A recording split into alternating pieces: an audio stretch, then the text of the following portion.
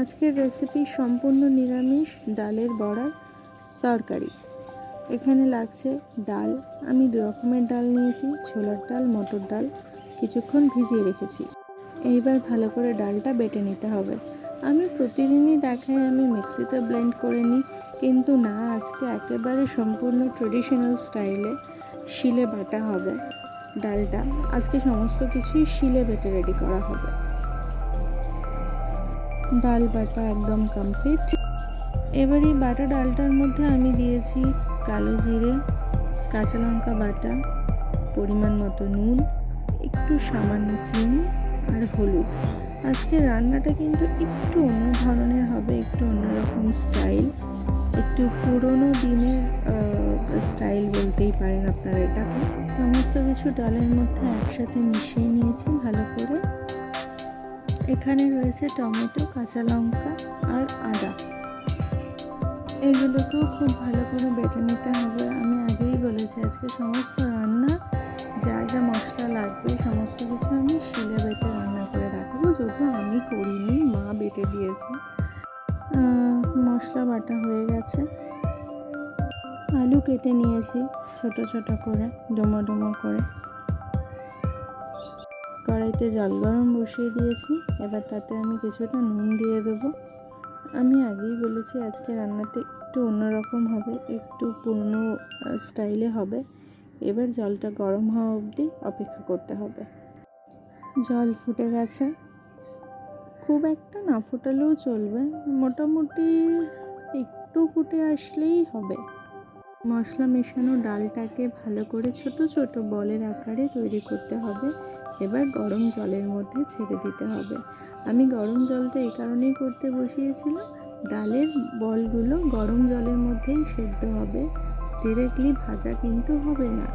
আর এটা খেতে অত্যন্ত ভালো লাগে, ভীষণ সুস্বাদু। আর যারা নিরামিষ খেতে পছন্দ করেন তাদের জন্য তো খুবই ভালো। তো এইভাবে প্রসিডিওরটা চলতে থাকবে, ছোট ছোট বল করে গরম জলের মধ্যে ছাড়তে হবে। আমি সমস্ত ডালের বলগুলো এইভাবে জলে ছেড়ে দিয়েছিলাম। এবার আমি একটু দেখাবো আপনাদেরকে যেটা কেমন হয়েছে দেখতে। দেখুন কত সুন্দর হয়েছে, আর একটুও ছেড়ে যায়নি। তো যারা এটা বাড়িতে বানাবেন তারা একদম নির্দ্বিধায় বানাতে পারেন, কারণ এটা যখন গরম জলে কাঁচা অবস্থায় ছাড়বেন ভেঙে যাওয়ার কোনো কারণ নেই। এটা শক্ত হয়ে যায়, যেরকমভাবে আমরা চিতল মাছের মুইঠা বানাই, লাইক অনেকটাই সেরকম, এটা ভাঙবে না। সো ডালের বলগুলো হয়ে গেছে, আমি তুলে নিয়েছি কড়াই থেকে। এবার অন্য একটা কড়াইতে আমি তেল দেব।